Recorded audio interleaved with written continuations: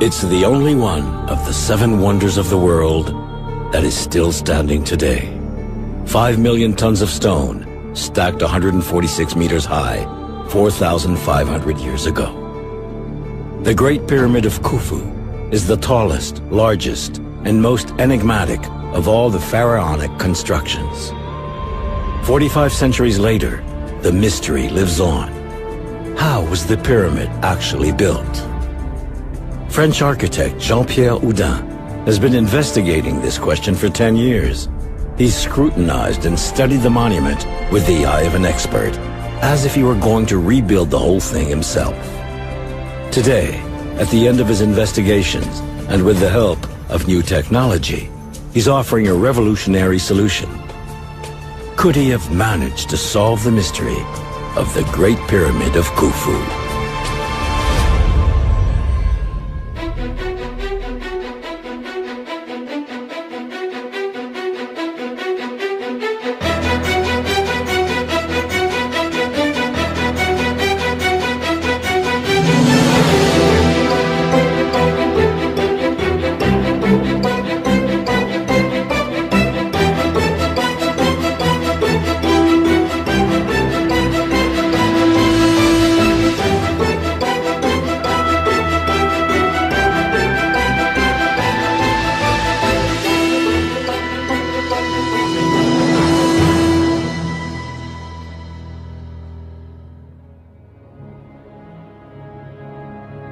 To understand the mystery of the pyramids, we need to go back in time to the era when Egypt built these enormous tombs.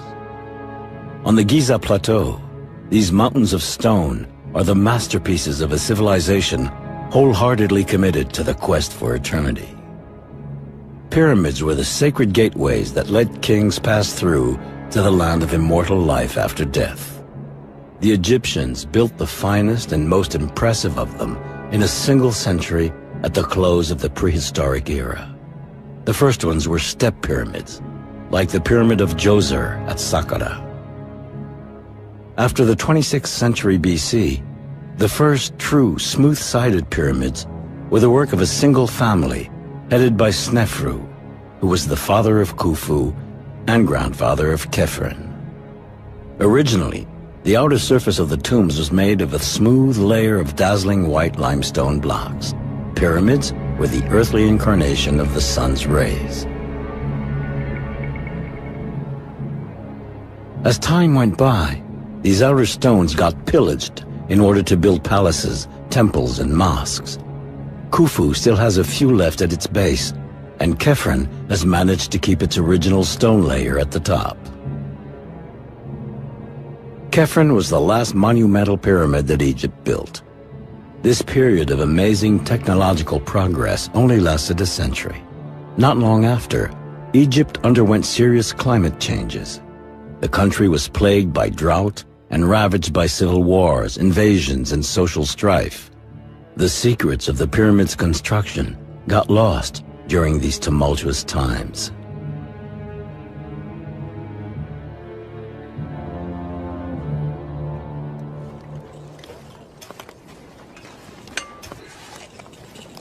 Recently, archaeologists have discovered the village that housed the workers who built these monuments 4,500 years ago. Egyptologists have unearthed numerous clues into their way of life. They were well-fed and decently housed. They were given meat, beer, and bread. The excavations have even shown that the workers were not slaves, as it was once believed. They were proud to serve their pharaoh and accompany him on his journey to the afterlife. But none of this fascinating research yielded any new information about the methods used to build the pyramids, especially not for the biggest and most complex of them all, Khufu. Towering at 146 meters, it was the tallest man-made structure ever built until the end of the 19th century. Khufu is also the only pyramid with a granite chamber tucked away at its heart, with beams weighing over 60 tons, a genuine challenge within the challenge. The pyramid's staggering height and this granite chamber are the two key mysteries surrounding Khufu's construction. Nobody, until now, has ever solved this riddle written in stone. Still, many theories have been put forward. In the 5th century BC, the Greek historian Herodotus suggested the use of wooden levers. Egyptologists then imagined massive ramps leading up to the summit, or else an external spiral ramp. But in the end, these theories, which we find in every historical reference book, have never been very convincing. Today, an architect claims to have solved the mystery. If he's right, it will turn out to be the most important discovery since Tutankhamun's tomb was found. Jean-Pierre Houdin's story begins in January 1999. He'd taken a year off to get some perspective on his life and was looking for a new challenge. Then one day, his father sent him a tape of a film he'd seen on TV about the mysteries of the pyramids. The documentary explored the different theories of how the pyramids were built, but not one of them was credible.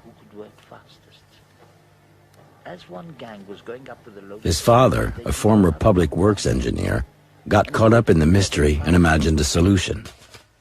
The pyramid could have been built from the inside with the help of a circular tunnel. Naturally, Henri Houdin shared the idea with his architect's son. That your idea for an internal ramp? Intriguing. I will have a look at your drawing and call you back later.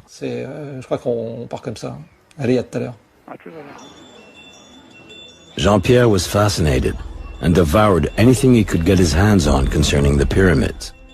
He read the most reputable books, studied every drawing, and analyzed every theory. Almost overnight, he became a fanatical expert on the architectural wonders of ancient Egypt.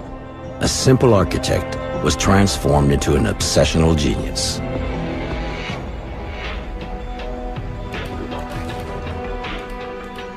He threw himself 100% into his research.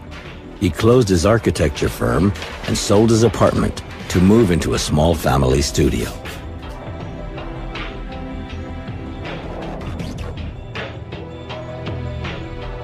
He worked 10 hours a day developing his father's idea, adapting it in keeping with the ancient Egyptians' know-how.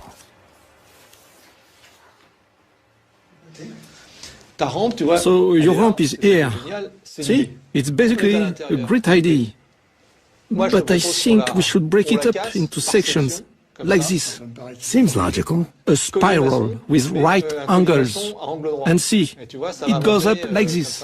Well, all you have to do is keep working on it. Well, I think it might take about 10 years before I can get you onto the internal ramp. There is a lot of work to do. The Egyptians didn't know how to build circular tunnels. On the other hand, they knew how to make right-angled galleries. Jean-Pierre patiently developed his idea of an internal ramp. His ramp would enable limestone blocks to be hauled to the very top, 146 meters up. He believed the ramp would never have more than a 7% incline, because otherwise it would be too steep for dragging up the stones. Notches at each right angle would allow the stones to be turned and also provide ventilation for the tunnels.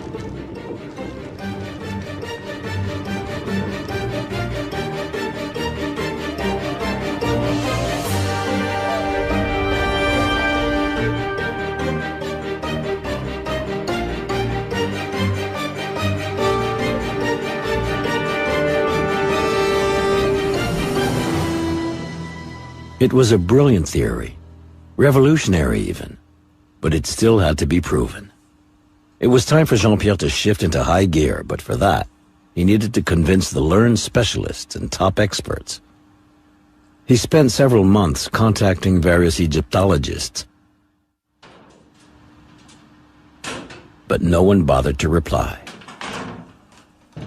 They were sick and tired of receiving yet another new theory about the pyramids.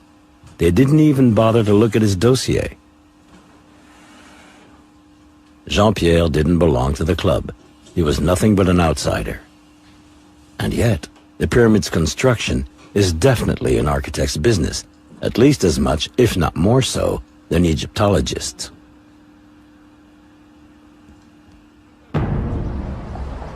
No one's a prophet in their own land. After trying his luck with French scientists, Jean-Pierre set his sights on the U.S. In New York, one renowned Egyptologist finally agreed to meet him. Jean-Pierre pulled out his last playing card. To get to Egypt and verify his theory, Jean-Pierre needed an in. Bob Breyer looked like he might be the man, the key that would move his investigation forward. Welcome to the Bronx. Thank you. Come on in, come on in. When he opened his laptop, there were several of us in my apartment, and we all gathered around the laptop to see what he had. And he had these beautiful, beautiful diagrams of the pyramid, things I had never seen. He had created them on the laptop, and he started explaining his theory. The architect presented his revolutionary idea. The pyramid could have been built from the inside out. Okay. So there's a ramp inside the pyramid. A ramp inside. Is it still there? It's still there, yes. And now? I thought the theory was incredible. I wasn't sure. You know, there are other theories about the pyramid, but they all have problems.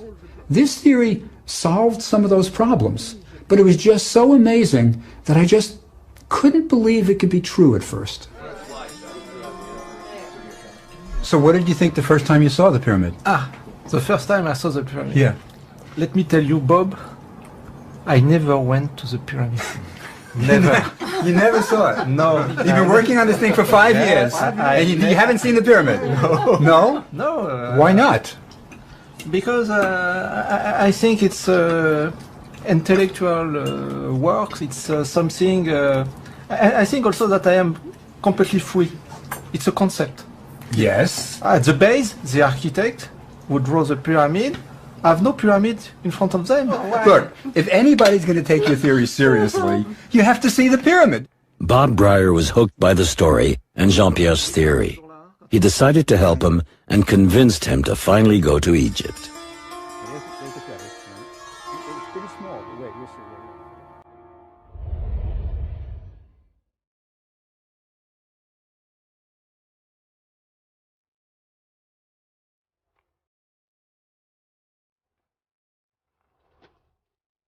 Finally, 5 years after he began his investigation, Jean-Pierre Houdin discovered the pyramids.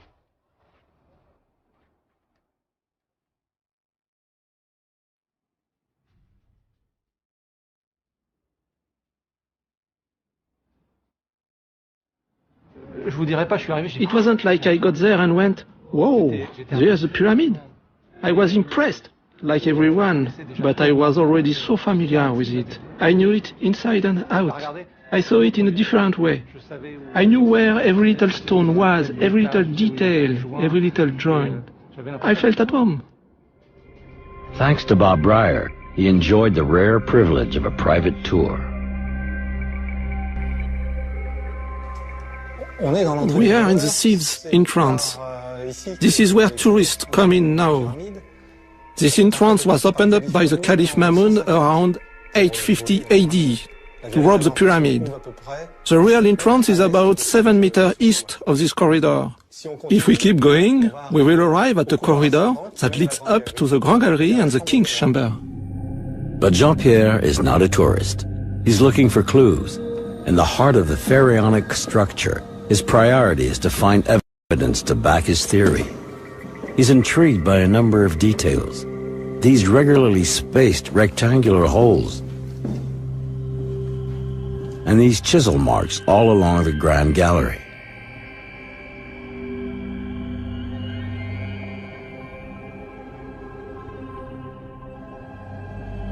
Finally, he reaches the king's chamber, made entirely out of granite.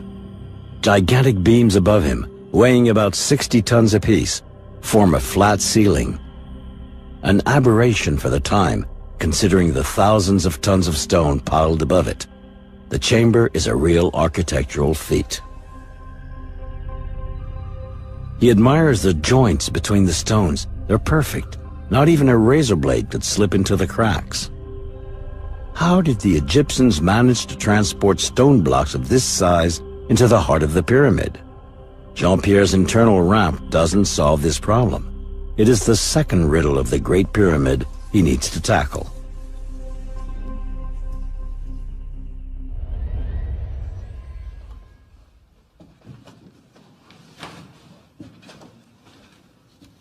At the top of the Grand Gallery, there's a narrow passage leading above the king's chamber.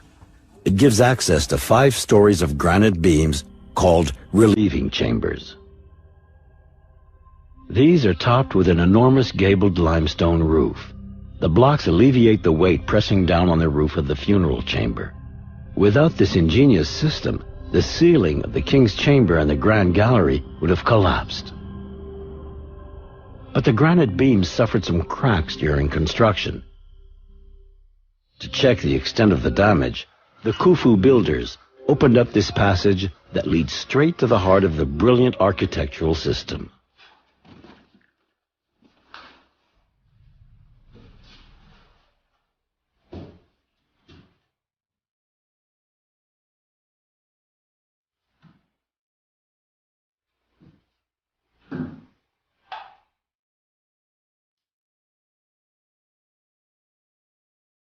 Among the graffiti scrawled by unscrupulous visitors, Jean-Pierre looks for the cartouche of Pharaoh Khufu, first discovered at the beginning of the 19th century.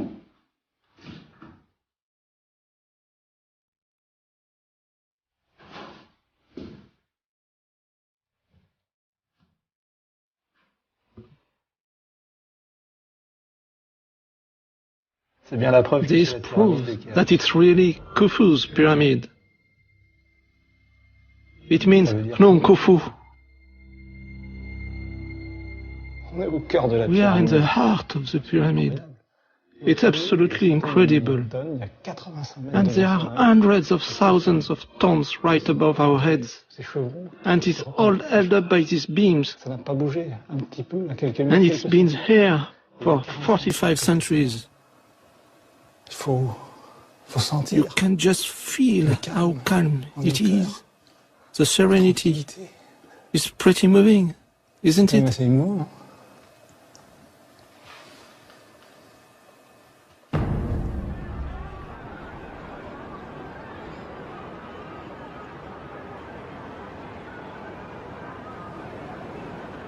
At the Egyptian Museum in Cairo, the treasures of the pharaohs are on display. Millions of pieces chronicle the prestigious history of one of humanity's most brilliant civilizations.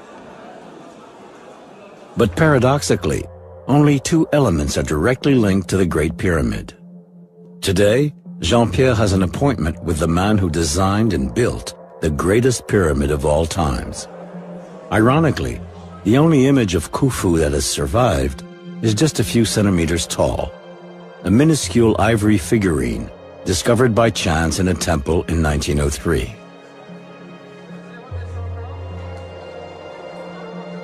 Despite the absence of monumental statues or bas-reliefs, Khufu's memory is still very much alive.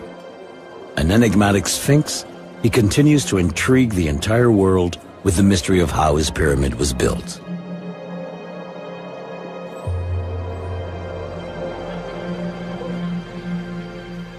Jean-Pierre also wants to see what he considers one of the greatest treasures at the Cairo Museum, a 4,500-year-old cedar wood sled. Most visitors hardly pay any attention to what seems like some plain, everyday object. Yet, it's a unique piece that offers insight into the pyramid's construction. Wood was like gold for the Egyptians. It cost a fortune to bring wood from Lebanon, so they use it up to the end.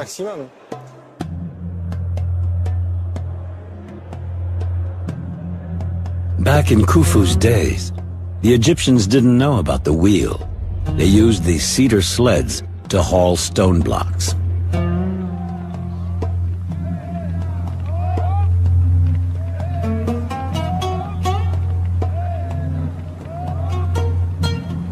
Considering the tools available to them, the Egyptians accomplished amazing technical feats.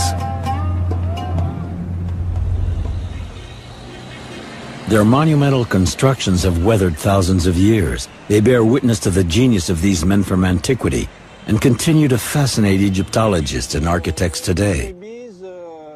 Bob Breyer is convinced of the importance of Jean-Pierre's theory. He joins him in Cairo to help him find new clues and evidence. You want a beer? No, just a mint tea. واحد معايا ممكن واحد شاي بنانا شكرا. To prepare for their expedition the next day, they begin by taking stock of some of the building's theories other people have come up with. Most involve some kind of ramp, but have major flaws, according to the architect. Either it's too steep. Yeah, that's a big problem with these ramps. It's a huge problem. Either it's too steep or it's too long, and then it causes a quarry. Because it's too high. It has to be 1.6 kilometers, and then the ramp would be bigger than the pyramid itself. This one is really steep, good for ski jumps or for the Olympics. It's fine for that. Hey, tell me, what's this? Ça, c'est HIV virus. Maybe? Celle-là, elle est This one is interesting. Oui, parce que, enfin, c'est intéressant. Yes, because the 1.6 kilometers are not in front of the pyramid, but all around it. On les a autour. This type of external spiral ramp around the pyramid raises a number of questions. How could such a ramp be attached to a smooth-sided pyramid? How do you turn a corner with 600 men, considering that's how many people you needed to pull a 60-ton granite block? Besides, with this type of external ramp, you couldn't check the geometry during construction. If the edges weren't perfectly aligned and controlled, the pyramid could end up twisted. Great. For these reasons, Jean-Pierre's theory suggests there were two ramps. First, an external ramp that only went 43 meters high. This would have allowed the first 2/3 of the pyramid's total volume to be put in place, as well as the granite blocks for the king's chamber. In addition to this, the Egyptians would have built a second ramp inside the pyramid. This system offers a solution to the two key problems the Khufu pyramid presented: its height, 146 meters, and its unique granite chamber. Once they reached the critical level of 43 meters, and the granite blocks had been brought up for the king's chamber, the Egyptians would have dismantled the first ramp and recycled the blocks it was made of, hauling them up the internal ramp to finish the pyramid. Nothing would have been wasted. Now the theory needs to be proven. They need to find evidence of his internal ramp. Bob has an idea.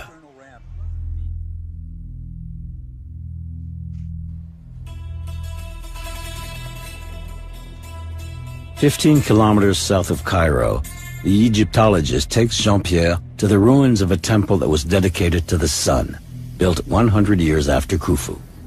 The temple was destroyed at the end of the 19th century, but an architect's drawing of it still exists. On the drawing, we can see that the temple had a corridor similar to Jean-Pierre's internal ramp. Our two investigators want to see for themselves what's left of it. But I think we should be able to imagine the ramp. Well, you don't have to imagine it, Jean-Pierre. Yes. Oh. Is it an internal ramp? Yes, it is an internal ramp. Oui. Oh, c'est... Certainement? Yeah, sure. That is for sure. Oui. It's the first U-turn, yes. Yes, we go here. It's a quarter-turn ramp like mine. Yes, let me show you something up here. Come on. You're going to like it. Now, this block for the ceiling, right? Yes. The plafond? Yeah, of course. Oui. Oui. Color the blue for the ciel, for the sky, right? And there are stars here. You see them? Right there. There's a little circle, and it radiates out. Oh, you have a lot of stars. Yes, all over the block. So this was the ceiling block for the internal ramp. Look at the diagram, though. Let's just see what we can figure out. So we came up the ramp here. Yes. And we made the turn here. Yes. Right? And this block, what do you think? I Que suppose penses?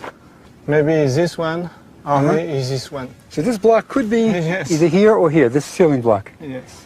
So it's definitely internal ramp, right? Yes, it is, definitively. These remains of an internal ramp prove that the ancient Egyptians knew how to build this type of corridor at the time of Khufu. an important step towards confirming the architect's hypothesis. But the demonstration isn't over yet.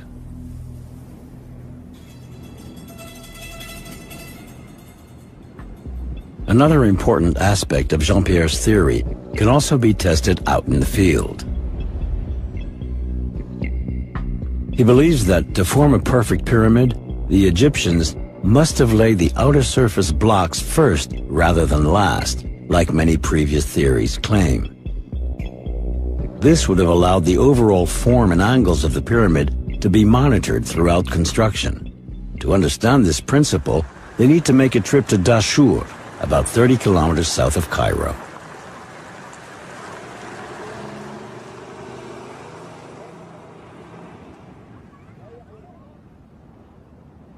Jean-Pierre and Bob are particularly interested in these magnificent casing stones.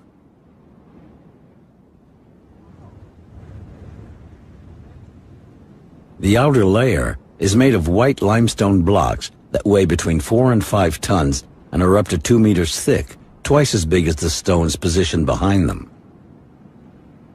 Architecturally speaking, this is a fact of major importance. They broke the casing stone over, already dressed, and put it in place on this block. And after they kept on, it's like that all the way to the top. So these had to be put in smooth, right from the beginning, bottom up. It's a concrete evidence that the casing is done as the pyramid rise, and the outside of the pyramid is finished first. The casing stones would have had to be laid first, allowing the geometry of the pyramid to be monitored as the building advanced. Next, the Egyptians would have positioned a second row of well-hewn stones, followed by rougher blocks of various sizes that acted as a kind of filler. This would have allowed them to work faster and finish building in about 20 years, like it is mentioned in ancient Egyptian manuscripts.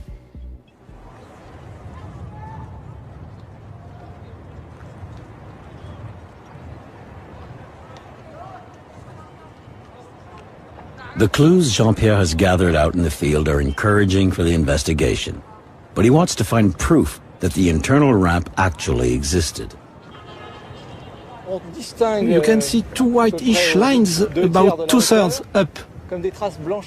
Oddly enough, these phantom lines reflect the exact position of the internal ramp with the same 7% slope. Is the pyramid breathing? Is it an optical illusion or a thermal phenomenon? It's pretty strange. In order to detect the internal ramp, the pyramid would have to be scanned.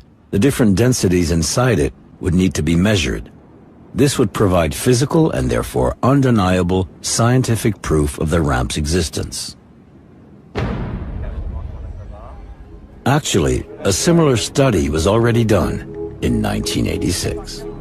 Back at the time, a team of French engineers analyzed the Khufu pyramid using a technique called microgravimetry.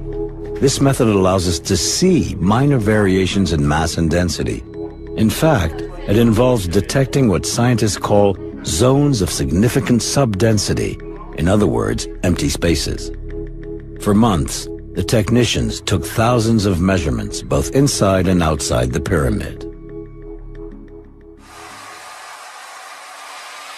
The team wasn't interested in figuring out how it was built. They were hoping to find a secret chamber.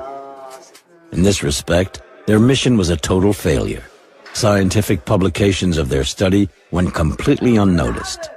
Yet, without realizing it, these engineers may have found the scientific proof that Jean-Pierre Houdin has been looking for so many years.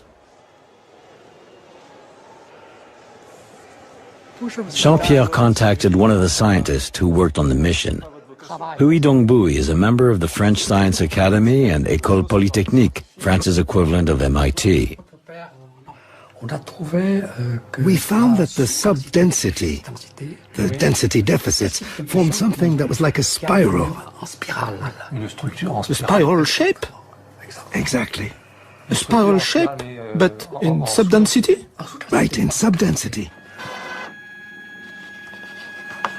The white and green show the subdensity zones. Subdensity? It was drawn by hand. My colleague did it. We really see the spiral. We see the spiral, the subdensity zone, in white. The microgravimetric study shows that in relation to the pyramid's volume, 15% of its mass is missing. The empty spaces inside the monument seem to form a spiral. Back in 1986, Louis Dongbui and his colleagues didn't know what to make of this startling discovery. Now, in light of Jean-Pierre Houdin's theory of the internal ramp, the study makes sense. Microgravimetry offers the scientific proof the architect needed. This irrefutable element convinces Jean-Pierre to devote his life to solving the mystery of how the Great Pyramid of Khufu was built.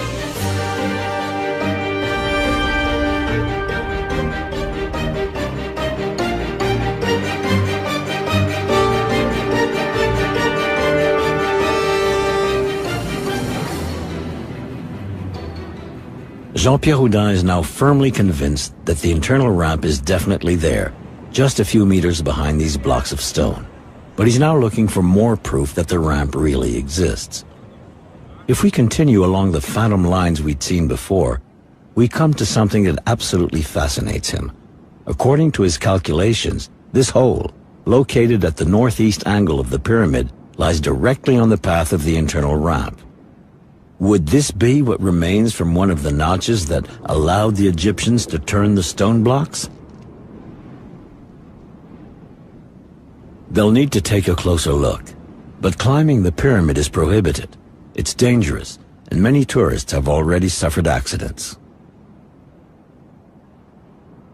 Look at the shape of this notch. Okay. The pavement, Okay. the walls, Yes. Take plenty of pictures. plenty of pictures. Okay. And come back safe. It's a deal. Okay. Take care. That being said, the Egyptian authorities are willing to make an exception for certain Egyptologists. Along with a cameraman who's an excellent mountain climber, Bob Breyer is going to check out what the notch. Whoa.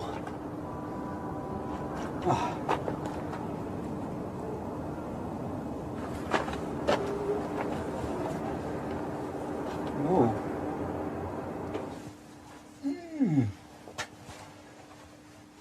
C'est noir. Oh, it's really dark. Bob wasn't expecting this dark space.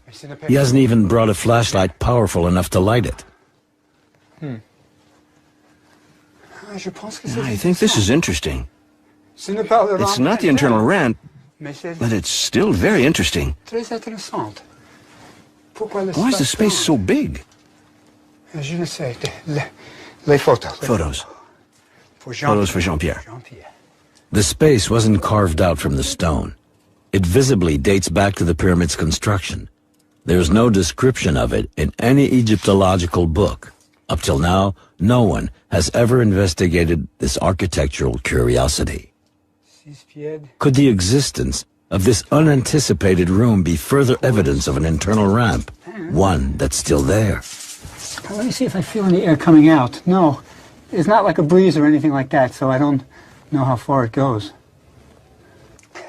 It's not exactly an internal ramp, but it's a big space. I think Jean-Pierre will be interested. I really don't know what it's for. Maybe it's just an accident to construction. Maybe it's not. He'll know better than me. Whew. Better.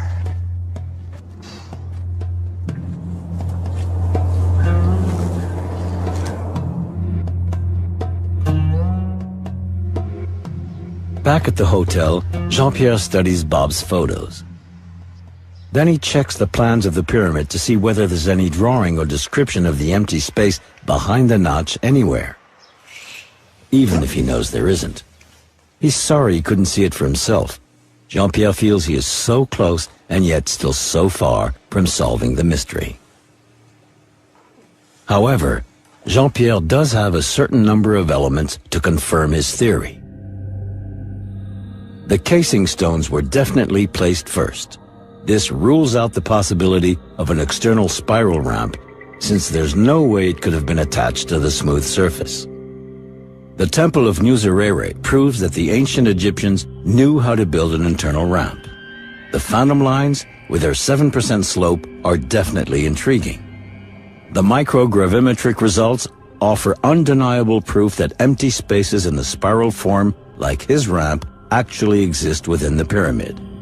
And finally, there's this hollow space Bob discovered behind the notch. Although all these elements are convincing, another enigma remains at the very heart of the pyramid, the king's chamber.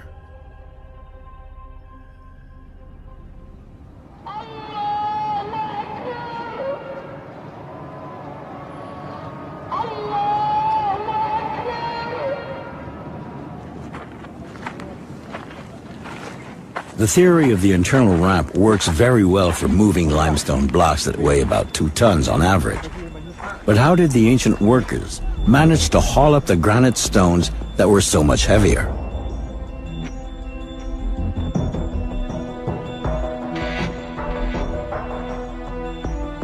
This is the most remarkable aspect of the investigation and the most complex to figure out.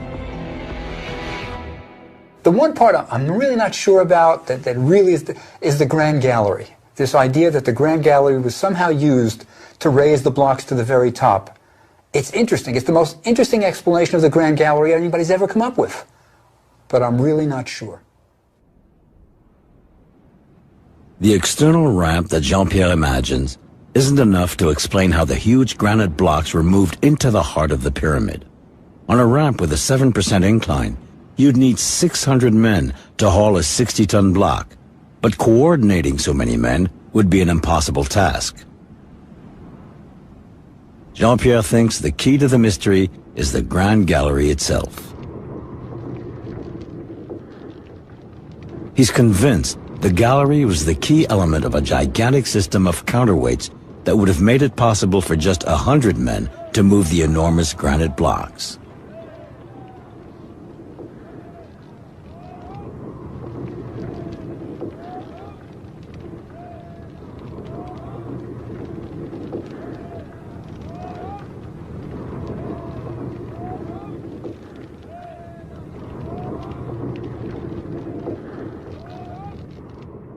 The Grand Gallery is truly an impressive structure. 8 meters high, 48 meters long, and a 50% rate of incline, it has fascinated everyone who's ever entered it. The layout makes no sense from a ceremonial point of view. Could it have been built for practical reasons? If Jean-Pierre's hunch turns out to be right, it'll be a total revolution for Egyptology. The stakes are high. So Bob has some very specific questions for the architect. Jean-Pierre, you are the man with the theory. You've got a lot of things to explain. First, what are these benches? On this bench, you had rollers. Are these logs? Logs, yes. Okay, yes, go ahead. And these logs, on these logs, yes, you have a trolley. Yes. For the counterweight system. Okay, so the trolley runs up and down on logs, which are across the 2 benches. Across the 2 benches. Okay, now I got another question. There are like 28 of these slots. They're important, obviously. It's the first thing you see. What's going on? In these slots, you had wooden beams. Yes. What are they doing?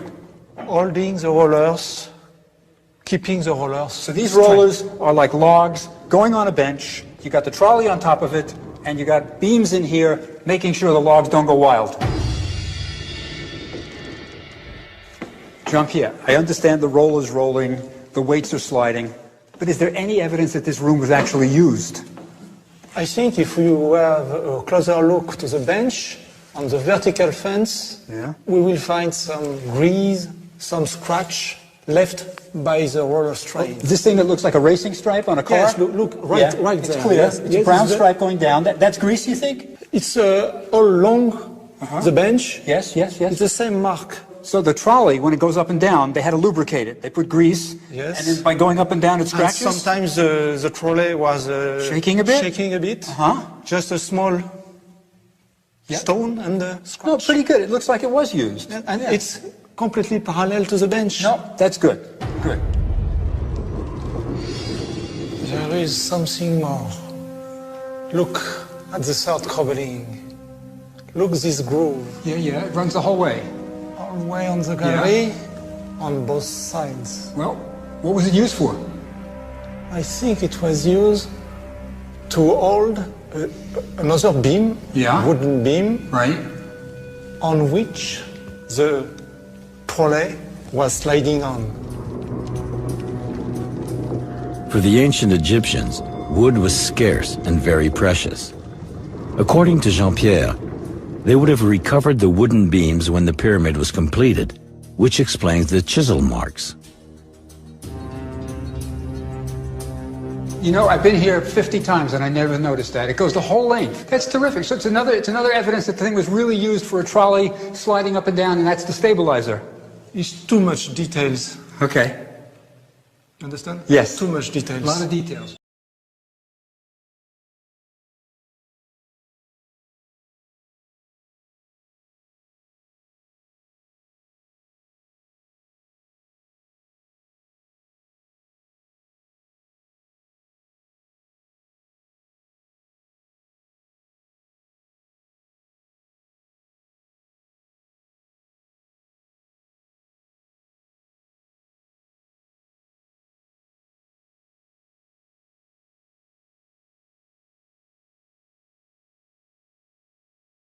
Jean-Pierre could be right, but has he convinced the Egyptologist? It just seems so incredible that they built this fabulous room, this grand gallery, just to raise the blocks up to the top.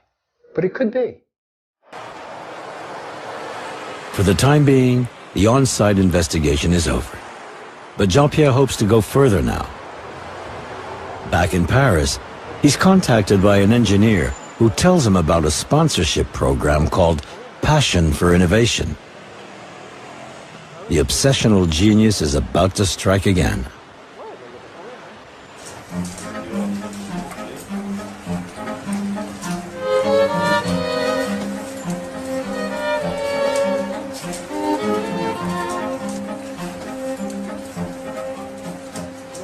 Do you really feel like you're walking in Shenzhen? Oh, yeah, I'm totally in it. But we need to adjust the sensor for the lateral position. Sure, those are the little adjustments we needed first. Oh, hey, Jean-Pierre. Hello, how are you? Mehdi, this is Jean-Pierre Houdin, the architect I was telling you about, with a new theory on Khufu. All right, great. Richard told me all about it. Mehdi Tayoubi, nice to meet you. What are you doing in there? Well, it's actually a simulator that lets you walk in virtual reality. It was summer 2005. At the time, I admit I didn't know the construction of Khufu was still a mystery. Then he got me all caught up in it. What I liked about Jean-Pierre was mainly his enthusiasm and the fact he was an outsider who decided to tackle one of humanity's oldest mysteries and wasn't afraid to do it.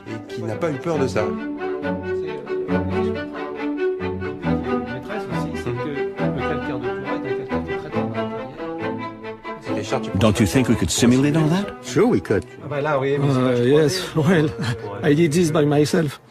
Right, we'll shift into high gear. For starters, we can make a 3D model, no problem. No reason we can do it for a plane or a car, not for a pyramid. Dassault Systems develops scientific 3D software to design and visualize the finest industrial projects of the future. With these innovative tools, an industrial project can be entirely simulated before making it happen in the real world.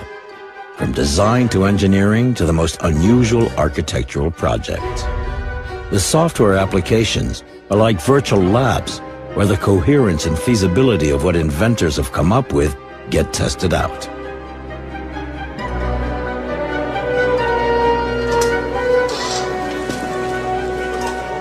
Hi, guys.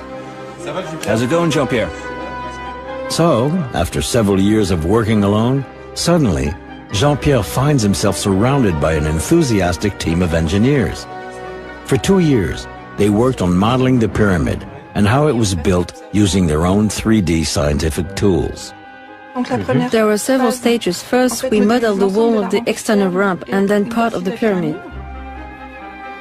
The engineers entered all the geometric and physical characteristics into the computer, and they put Jean-Pierre's ideas to the test.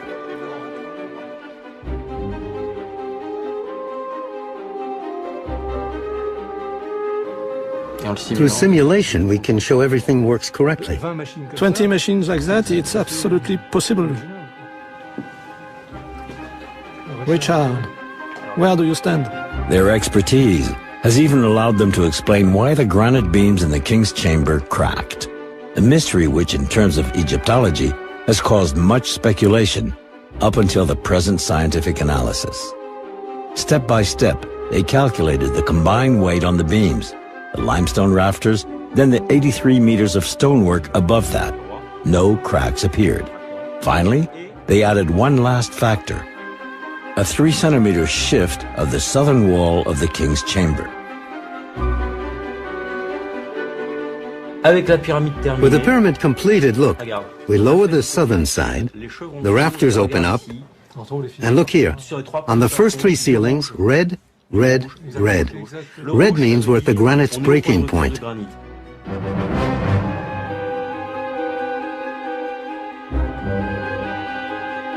The engineers also studied the system of counterweights. The counterweight goes down, the beam goes up, and the little arrow, what is it? Well, that's the force supplied by manpower. So the force is the number of men. We didn't find anything impossible about Jean-Pierre's theory. We're not saying that's how it happened because we weren't there to see it, but we can say that it very well could have happened like that. Mechanically speaking, it's realistic. It holds up. Could Jean-Pierre Houdin have proven his hypothesis? In any case, his theory is the first and only to be confirmed by scientific 3D methods. It is now possible to rebuild Khufu step by step. Nobody has ever gotten this far before.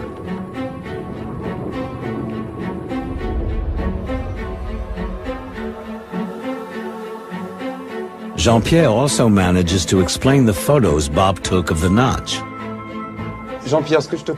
Jean-Pierre, why don't you send us the pictures Bob took there, and Jacques will get the simulation going to see if the reality matches the virtual.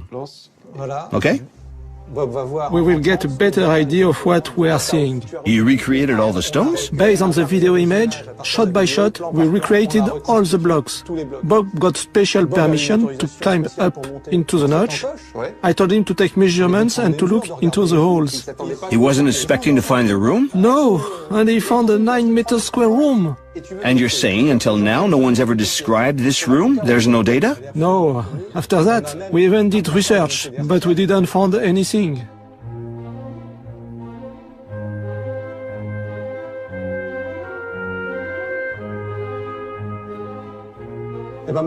So now, you see, we cut the pyramid in slices, like a ham, and we go down layer by layer. Here, stop. See, there are ramps. That's the top of the corbelling. For them, the internal ramp is behind the walls of this room. See, Mehdi, behind this stone. Jacques, can you remove that stone? What do we have? The internal ramp. You mean you didn't have an endoscopic camera to go in? We didn't expect that. It's the kind of thing you feel bad about. It's just right there. But you know, there should be leaks. With a thermal camera, we could see the leaks between the stones. The air coming out would be cooler than the air in the room. So you're saying all you need is permission to go back into the room with a thermal camera and put it right in front of those 2 blocks, and then we'd see there's an internal ramp behind them? If we have the green light to go back, we will prove that the internal ramp is there. To solve the mystery, all they need now is an authorization. If Jean-Pierre is right, as everything seems to indicate, the discovery will cause a huge stir. How much longer will he have to wait? Nobody knows. But he's already been working on this project for 10 years. He's not afraid of waiting a little longer. When it comes to pyramids, the notion of time is all relative. Meanwhile, he decided to share his theory with the world.